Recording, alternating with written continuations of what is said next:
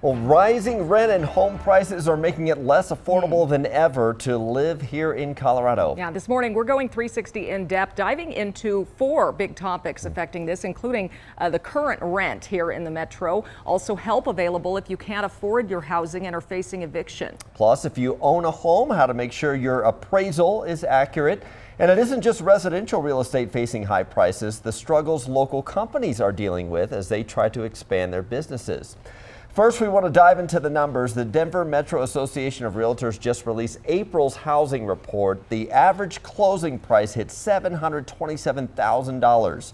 As we look at rent prices, new data released from Zumpers shows median rent for a 1-bedroom in the metro is $1,775 a month. For a 2-bedroom, it's $2,357. Denver 7's Veronica Acosta is live with a proposal to support renters facing eviction. There's a group of renters advocates who are really trying to get this ballot initiative on the November 2022 ballot later this year. The whole purpose is to get free legal representation with a renter whenever they have their day in court if they were facing eviction at some point. We spoke to an advocate who told us that this could help keep people in their homes. The goal of this is to prevent homelessness by preventing eviction, because we know that currently most tenants don't have legal representation in court, and most tenants basically just get summarily moved immediately to default judgment and then get kicked out of their homes.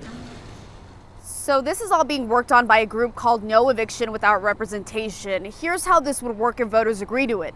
The program would be funded by nearly 12 million taxpayer dollars. Landlords with some of those larger rental units, we're talking about those big apartment complexes, for example, they would pay a $70 fee per unit per year. Landlords with smaller rentals, they would pay a little bit less.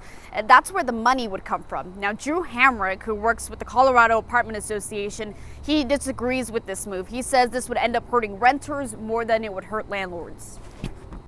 You can't increase the cost of providing housing without it ultimately affecting the cost of rent. And it's massively more money than is needed for this purpose. And if you're wondering, the city does currently offer not only legal support, but also some assistance to people who are struggling with the possibility of eviction. But they do have to make under 80% of the area median income. If this initiative were to pass by voters, then this legal representation would be for anyone who needs it, despite how much money they make. We're live in Denver this morning. I'm Veronica Acosta, Denver 7. All right, thank you, Veronica. We know housing is scarce in the mountain communities. Voters in Glenwood Springs, though, are rejecting a proposal to build 300 new homes. City leaders annexed a 16-acre parcel of land for the project, but opponents tell Colorado Public Radio the townhomes and apartments on the west end of the city would have made wildfire evacuations more difficult. Others simply did not want the project built. A spokesperson for the developer says the property behind the Glenwood Springs Mall will now be developed as a commercial park in Garfield County instead. If you're a homeowner, you have likely seen the value of your home go way up, but for some people, not as much as others. A recent report from Freddie Mac found more than 12% of homes appraised in primarily black communities nationwide were valued at less than the original cost of building the home. Only 7% of white communities experienced that. This is proof. It was me.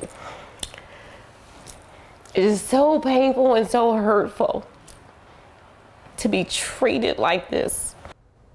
The White House has a task force working to hold appraisers more accountable and to educate homeowners on their options when an appraisal comes in low. The appraisal industry is one of the least diverse in the country, over 90% white and 70% male.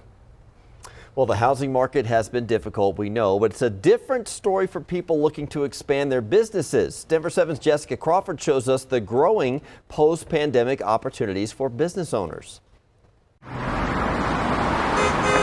The words space available translate to opportunity for metro area business owners. I really do see that people are having a desire to get out and to be around other people. Katrina Rogers owns the business Move with Ease. I got a good stretch for if you're feeling some tightness, pain. She's been helping people improve their mobility in a small suite in Denver. Now she's ready to expand. It's been a very interesting process so far, trying to find out like what kind of space, especially going from a really small space to a larger space. So I was thinking like back here. Real estate agent Crystal Gus says many business properties became available towards the beginning of the pandemic, and now business owners are starting to take chances again. Commercial real estate is really taking, it's on an upward swing since COVID. A lot of people are returning back to work. According to the National Association of Realtors, at the end of 2020, the vacancy rate for offices was nearly 18% in the Denver metro. At the end of 2021, the vacancy rate was around 14%, meaning spaces are filling up, but there's still plenty of room for business owners like Rogers looking for office space. The trend definitely that I see is that office space has the lower rents because the vacancy rate is so high. At the end of 2021, office space in Denver was about $28.6 per square foot. That's $6 less than the national average, something that has Rogers excited about expanding into a new space in 2022. It's really invigorating, really, truly, because like the more I can do and offer, it's really allowing me to see how much more value I can add into my business. Jessica Crawford, Denver 7. So while market rent might be a little lower in the Denver area than it is nationally, the price is going up faster than other parts of the country.